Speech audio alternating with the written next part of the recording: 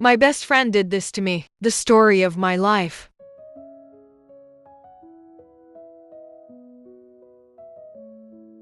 They say betrayal hurts the most when it comes from strangers.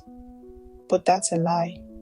The deepest wounds, the ones that never fully heal, come from the people who know your fears, your secrets, your weaknesses. This is not a story about love alone. It is a story about friendship, ambition, and the kind of betrayal that breaks more than hearts. This is Blood Ties and Broken Mirrors. The promise. Zainab Balogun and Kemi Adeyemi met when they were 17, not in a glamorous place, not in a moment worth posting. They met in detention. Zainab was loud, defensive, always ready to fight the world before it could fight her. Kemi was quiet, observant, the type of girl who noticed things others missed. Someone accused Zainab of cheating during exams. She denied it loudly. No one believed her, except Kemi. That day, Kemi lied for her, confidently, calmly, convincingly. And just like that, a bond was formed. They became inseparable. They shared food, dreams, clothes, heartbreaks, and late-night conversations about the future. And one night, lying on the bare floor of their hostel room, they made a promise. Zainab, soft, emotional. No matter what happens, no man will ever come between us. Kemi, if one of us makes it, we both make it. They sealed it with laughter, with faith, with the kind of certainty only young girls have. They didn't know life was listening. The life they built. 10 years later, Lagos had tested them, and they survived. They lived together in a stylish apartment in Lekki Phase 1. Not inherited, not gifted.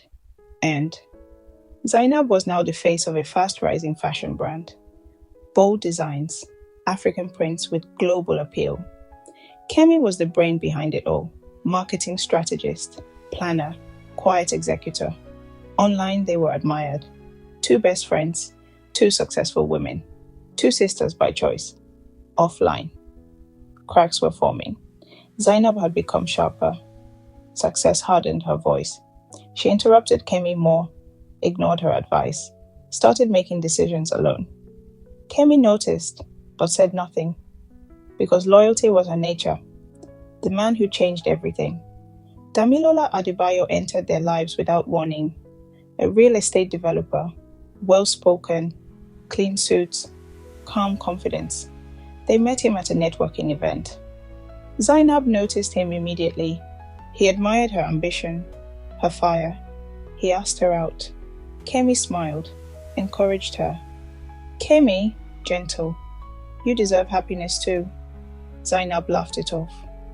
Zainab, relax. It's not that serious.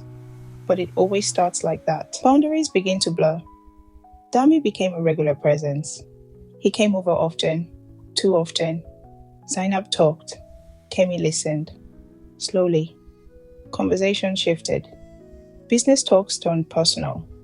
Personal talks turned intimate. Dami noticed how Kemi listened without judging, how she remembered details. Kemi noticed how his eyes lingered when Zainab wasn't in the room. She told herself it meant nothing. She was wrong. The first betrayal. One night, Zainab and Kemi argued. It was small, but it hurt. Zainab, angry. You're acting like I'd be nothing without you. The words cut deeper than Zainab realized. That night, Dami stayed late. They talked about pressure, about feeling invisible, about loneliness.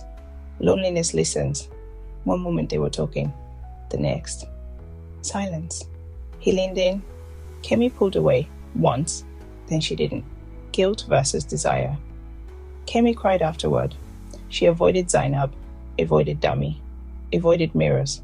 She promised herself it would never happen again. But Dami didn't disappear. He apologized. He explained. He said the most dangerous words of all. Dami, soft. I've never felt seen like this before. And slowly, guilt lost its grip. The ring. The proposal was extravagant. A yacht, white roses, a diamond ring that screamed forever. Zainab said yes. Instagram celebrated. Kemi smiled, clapped, posted congratulations. Then she locked herself in the bathroom and vomited. Choice becomes betrayal. The affair didn't stop. It became intentional. Hotels, business trips, lies wrapped in excuses. Kemi hated herself, but she hated Zainab too, for changing, for taking credit, for assuming loyalty had no limits. She told herself a lie. Kemi, in a voice, she'd do the same if roles were reversed. That lie became her shield. The night of truth. 2 weeks to the wedding. Zainab came home early. She heard laughter from Kemi's room. She opened the door. Time stopped. Her fiancé, her best friend, together. The scream that left Zainab's body was raw, broken, uncontrolled. Slaps followed. Words turned into weapons. A glass shattered. Blood spilled. So did the truth. Aftermath. The wedding was cancelled. The business collapsed. Friendships chose sides. Blogs carried headlines. Zainab disappeared. Kemi lost everything, but gained nothing. Dami walked away untouched, as men often do. Years later, 3 years later, they met again. No hugs, no tears, just history standing between them. Zainab, calm, cold. I forgave you, but I will never trust you. Kemi nodded. Kemi, that's fair. They walked away in opposite directions. Not enemies, not sisters. Just women shaped by love and betrayal. Music swells softly. Narrator, closing. Because some betrayals don't end relationships, they end versions of ourselves. Stay tuned for part 2. Like, share, comment, and subscribe. Thanks. They say time heals all wounds, but that's another lie. Time doesn't heal betrayal. It only teaches you how to live with the scar. Some people forgive and still never forget.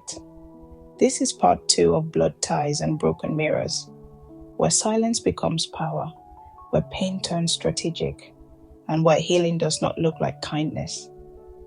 3 years passed. Lagos moved fast as always. New faces, new scandals, new success stories.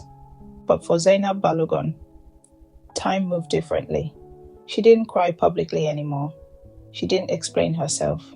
She didn't post quotes about betrayal. She disappeared and rebuilt quietly. A new fashion brand, new name, new identity. Cold elegance replaced fiery ambition. People noticed. They didn't know the fire never died. It just learned patience.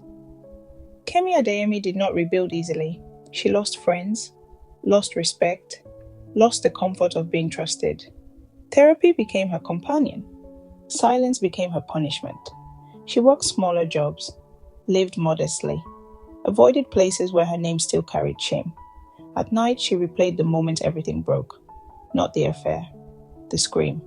That scream followed her everywhere. The invitation arrived unexpectedly. A high-profile charity fashion event in Lagos, hosted by ZB Collective. Kemi read the name twice. Zainab. Her chest tightened. She didn't know why her name was on the guest list, but something told her. This was not coincidence. The venue was breathtaking, elegant, minimal, powerful. Zainab stood at the center, poised, unshaken, untouchable. When their eyes met, the room faded. No hug, no smile, just recognition. Later that night, Zainab approached Kemi. Zainab, calm, distant. Thank you for coming. Kemi, nervous. I didn't think you'd want to see me. Zainab smiled faintly. Zainab, I don't, and walked away. Weeks later, Kemi received a call, a job offer, a senior marketing role at ZB Collective. The salary was generous, the offer unreal. Kemi hesitated, but life had taught her not to ask too many questions. She accepted. Working under Zainab felt surreal.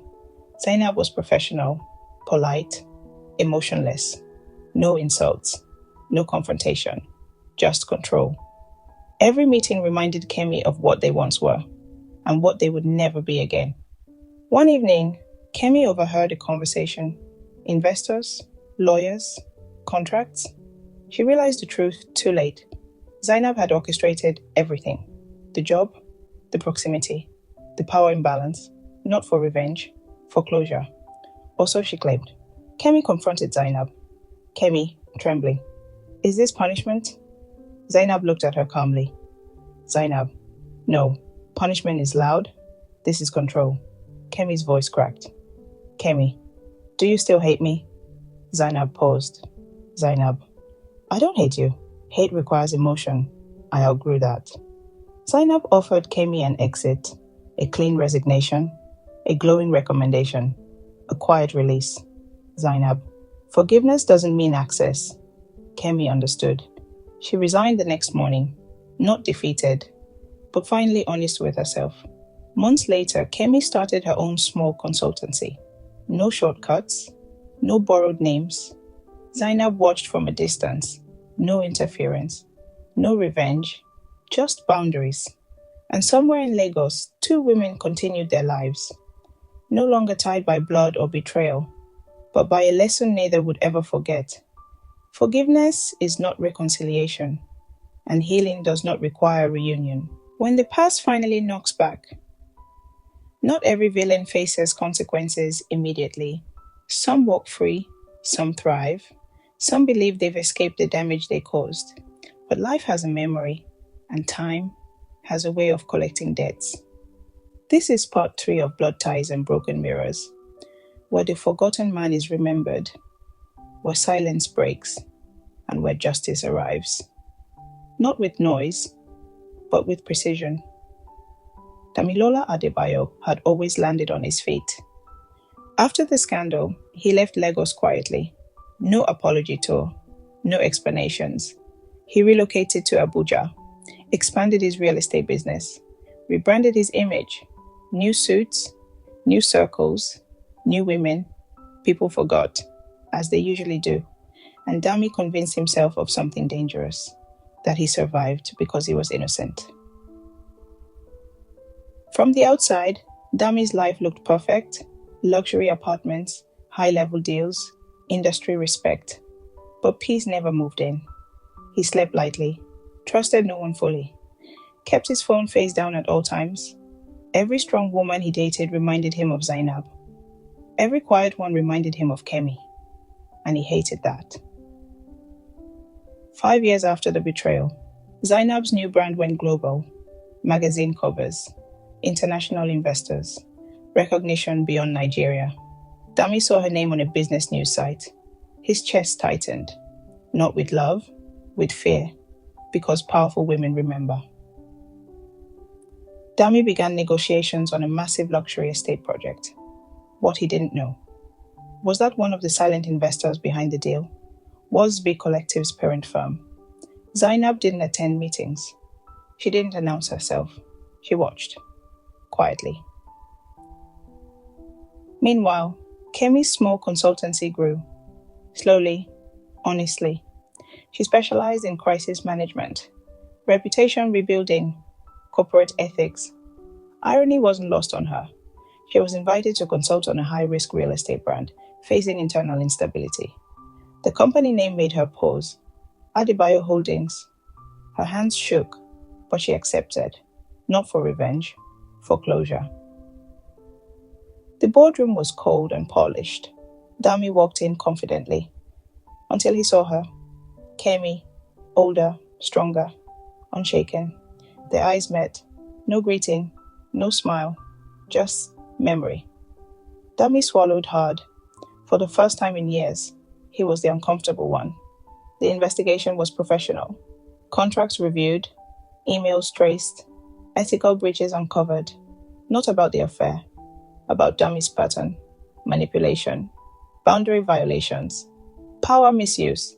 The same charm, different victims. The report was clean, objective, damning.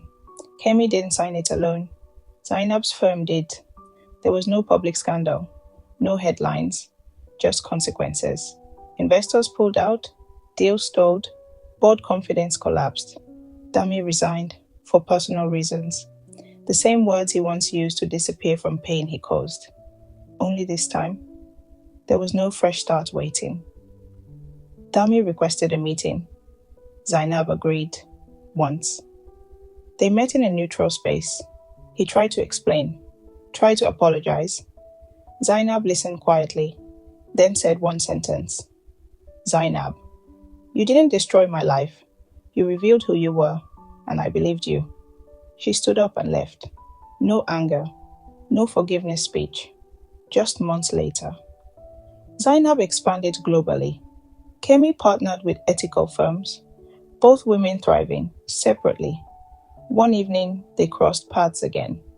This time, they smiled. Not as best friends, not as enemies. Some stories don't end with reunion.